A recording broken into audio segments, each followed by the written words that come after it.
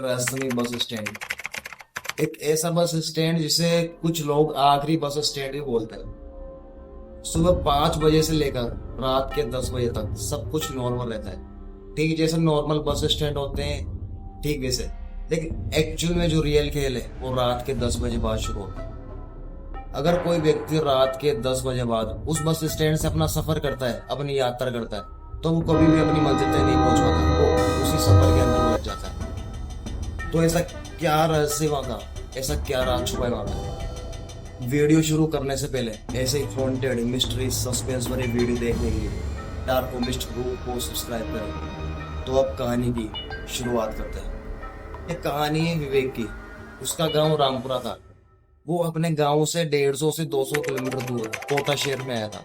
कोटा शहर में 20 साल पुरानी बस हादसे की फाइल देखने आया था। उसे हमेशा शक था कि वो कोई एक नॉर्मल एक्सीडेंट नहीं था, बल्कि एक सोची समझी साजिश थी। फाइल के अंदर उसे कुछ सबूत मिले। फाइल में लिखा था 7 लोग घायल और 18 लोगों की मौत। उसके अंदर कुछ गवाहों ने अपने बयान भी दिए थे। एक गवाह का आधा अधूरा बयान था कि बस के सामने अचानक ट्रक आया, वो ट्रक जानबूझकर बस से टकराया। वहां पर ट्रक के नंबर भी लिखे हुए थे 3457। विवेक इंस्पेक्टर से कहता है कि आपको ट्रक के नंबर से कुछ पता चला कि ट्रक किसका है, इसका ड्राइवर कौन है, किसके नाम से? इंस्पेक्टर कहता है मैंने सब पता करके देख लिया। वो ट्रक रामलाल नाम के व्यक्ति का था। वो अब इस दुनिया में नहीं रहा। अगर वो जिंदा होता तो हमें कुछ सबूत मिल जाते जिससे हमें केस सोल्व करने में थोड़ी आसानी होती। विवेक अपना निराश चेहरा लेकर वहां से चला जाता है। चलते चलते वो उसी बस स्टैंड पे पहुंच जाता है जो रात को खौफनाक बस स्टैंड में तब्दील हो जाता है। रात के लगभग 11:45 हो चुकी थी। चारों तरफ ठंडी हवाएं चल रही थी, बिल्कुल किसी सीटी की तरह। बस स्टैंड पे एक बोर्ड लगा हुआ था। बोर्ड के ऊपर वार्निंग का लोगो था और उसके नीचे लिखा था आखिरी बस स्टॉप। उसे अपने गांव जाने के लिए आखिरी बस पकड़नी थी।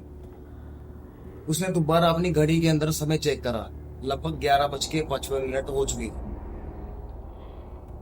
फिर उसे एहसास होता है कि वो वहां पर अकेला नहीं है, उसके अलावा भी वहां पर कोई है जो उसकी बातें सुन रहा है, उसके ऊपर नजर रख रहा है। तभी उसे पास ही चाय की थड़ी वाली बेंच पे एक बुढ़ा आदमी बैठा हुआ दिखाई देता है। उसने काला कोट पहना हुआ था और सिर झुकाकर बैठा था।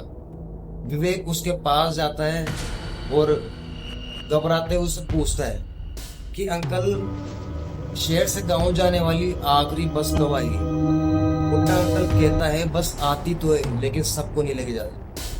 विवेक कहता है मतलब अंकल मैं कुछ समझा नहीं, आप कहना क्या चाहते हो? अंकल सड़क की तरफ इशारा करके कहता है जो इंतजार करता है वही जाता है। विवेक को उसकी बातें कुछ अजीब लग रही थी, उसकी बातें समझ में नहीं आ रही। वो जाकर बेंच पे बैठ जाता है। बेंच पे बैठने की कुछ मिनटों बाद में उसे सामने सड़क पर बस की हेडलाइट नजर आती है। विवेक खुश हो जाता है, लेकिन जैसे जैसे बस उसके करीब आ रही थी उसके चेहरे पे खामोशी छा रही थी, क्योंकि बस दिखने में इतनी पुरानी थी, बिल्कुल खंडर जैसी। उसके शीशे टूटे हुए थे, उसके शीशों पे जंग लगी हुई थी, उसकी नंबर प्लेट ही ब्लैंक थी, उस पे कोई नंबर नहीं था। वो बस आकर बस स्टैंड पर रुक जाती है। बस के अंदर बिल्कुल घना अंधेरा था, जिसके कारण ड्राइवर का चेहरा भी कुछ साफ नजर नहीं आ रहा था। फिर बुड्ढा अंकल अचानक खड़ा हुआ और उसने विवेक से बोला चलो विवेक चलते, अब बस आ गई। विवेक अंकल से कहता है ये बस गांव जाएगी। बुड्ढा अंकल मुस्कुरा कर कहता है हाँ ये बस गांव जाएगी। विवेक को कुछ अजीब तो लग रहा था, लेकिन उसने सोचा शायद पुरानी बस होगी, उसी कारण। बुड्ढा अंकल और विवेक बस के अंदर चले जाते हैं। बस में जाने के बाद में विवेक बुड्ढे अंकल से कहता है अंकल तुम्हें कहाँ जाना है? अंकल मुस्कुराकर उसे जवाब देता है दरअसल विवेक बेटा मैं इस बस का कंडक्टर। विवेक शॉक हो जाता है, उसे समझ ही नहीं रहा था कि एक्चुअल में चल क्या रहा है, उसके साथ हो क्या रहा है। विवेक बुड्ढे अंकल से पूछता है जब आप इस बस के कंडक्टर हो तो रात के 11 बजे बस स्टैंड पे क्या कर रहे थे? बुड्ढा अंकल जवाब देता है, दरअसल विवेक बेटा, मेरा जो कंडक्टर का काम है ना, वो रात के 11 बजे शुरू होता है। ये एक ऐसा समय होता है, अगर कोई व्यक्ति इस समय अपनी यात्रा करता है, कहीं पे जाता है, तो वो कभी भी अपनी मंजिल तक नहीं पहुंच पाता। वो वहीं उलझ जाता है। विवेक को उसकी बातें अजीब लग रही थी। ऐसा लग रहा था कि वो व्यक्ति विवेक को टॉर्चर कर रहा हो। वो जाकर बस की सीट पर बैठ जाता है। बस में बैठे सारे लोग विवेक को अजीब तरीके से देख रहे थे, उसे घूर रहे थे। उनकी आंखें बिल्कुल खाली लग रही थी। ऐसा लग रहा था कि उनके शरीर के अंदर आत्मा ही ना हो। फिर एक औरत उठकर विवेक के पास आती है। उसके चेहरे पे अजीब सी मुस्कान थी।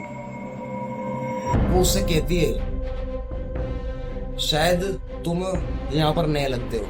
विवेक कहता है, हाँ मैं यहाँ पर नया हूँ। विवेक औरत से कहता है, ये बस कहाँ तक जाएगी? औरत जवाब देती है, जहाँ से कोई वापस नहीं आ सकता। ये सुनकर उसके पैरों तले जमीन फिसल जाती है, उसकी सांसें वहीं थम जाती है। तभी बस अचानक झटके से रुक जाती है। बस के ठीक रुकने के बाद भी जो औरत विवेक से बात कर रही थी, वो बस से नीचे उतर जाती है। उतरने के बाद भी उसका शरीर धीरे धीरे हवा में गायब होने लगता है। उसे समझ ही नहीं आ रहा था कि एक्चुअल में चल क्या रहा है। उसे डर लग रहा था।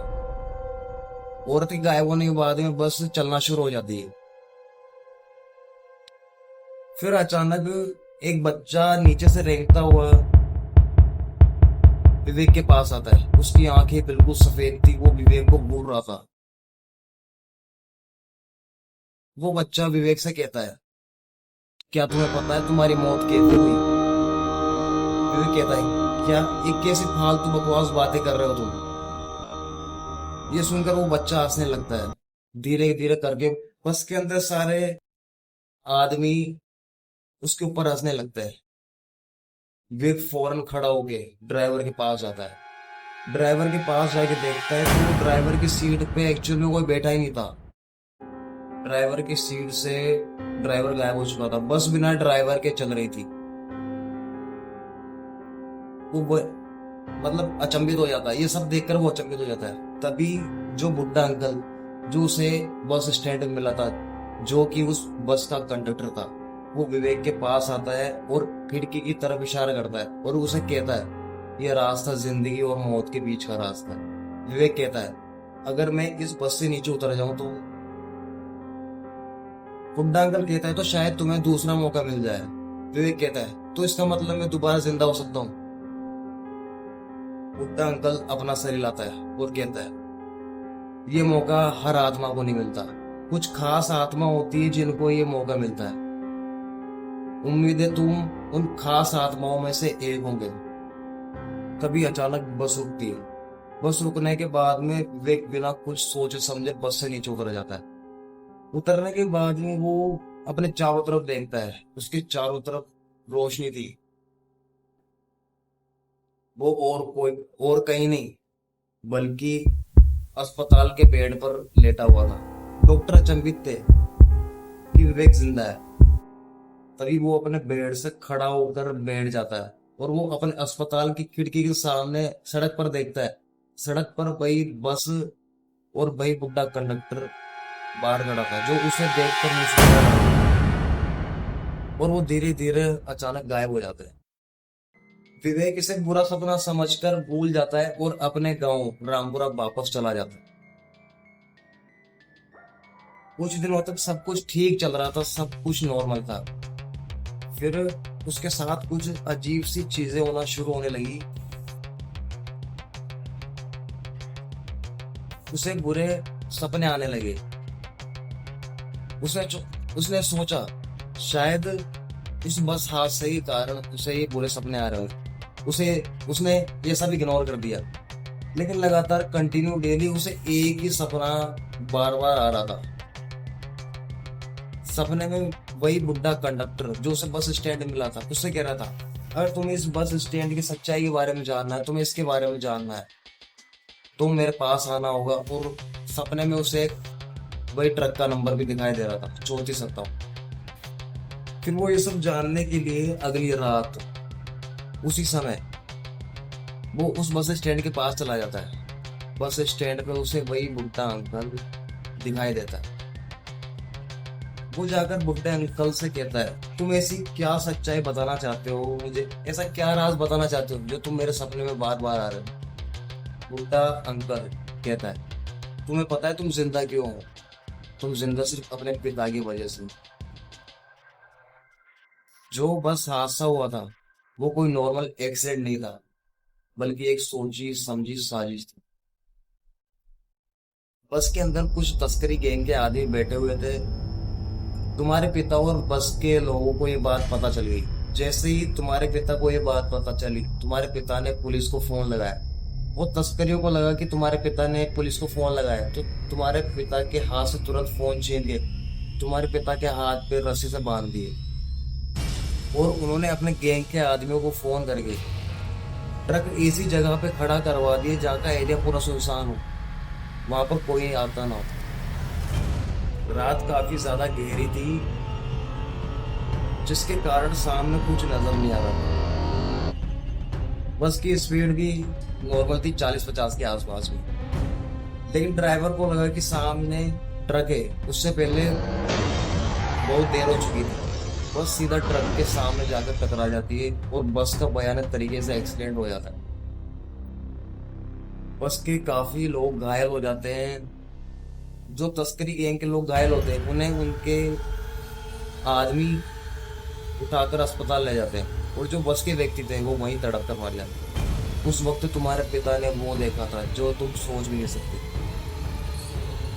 उस तस्करी गैंग का लीडर और कोई नहीं बल्कि तुम्हारा पिता का भाई यानी तुम्हारा चाचा था। दरअसल वो छोटे शहरों में इलीगल हथियार सप्लाई करता था। वो जो ट्रक का नंबर तुम्हें बार बार सपने में दिखाई दे रहा था वो भी तुम्हारे चाचा के नाम ही था।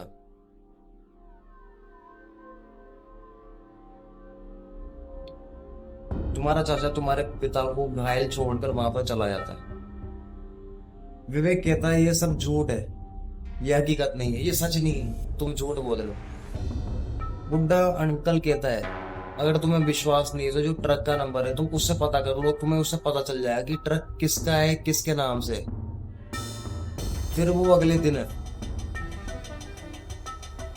ये सब जांचने के लिए आरटीओ ऑफिस चला जाता है। वहां पे उसके सामने पूरी डिटेल्स आ जाती है। वो ट्रक और किसी के नहीं बल्कि उसके चाचा के नाम से था। उसका ड्राइवर उसका चाचा ही था। यह सब देखकर वो डिप्रेशन में चला जाता है। उसे विश्वास नहीं हो रहा था कि मेरा चाचा ऐसा कैसे कर सकता है। जो 20 साल पहले जो बस हादसा हुआ था उसके कुछ महीनों बाद ही उसके चाचा की डेथ हो गई। उसकी बॉडी पे ना कोई खून था ना कोई चीज ही खरोच, जिससे पता भी नहीं चल सका कि एक्चुअल में उसकी मौत कैसे हुई। ना कोई सबूत मिला। शायद वो उस बस हादसे के कारण हुआ हो। तभी से उस बस के अंदर उन लोगों की आत्माएं भटकती है जो जिनकी डेथ हुई थी। तो गाइस ये था उस बस स्टैंड का राज, ये थी उसकी कहानी। ऐसे सस्पेंस भरी वीडियो देखने के लिए डार्क न्यूज फ्रूट को सब्सक्राइब करें। तो मिलते हैं आपसे नेक्स्ट सस्पेंस भरी वीडियो। धन्यवाद।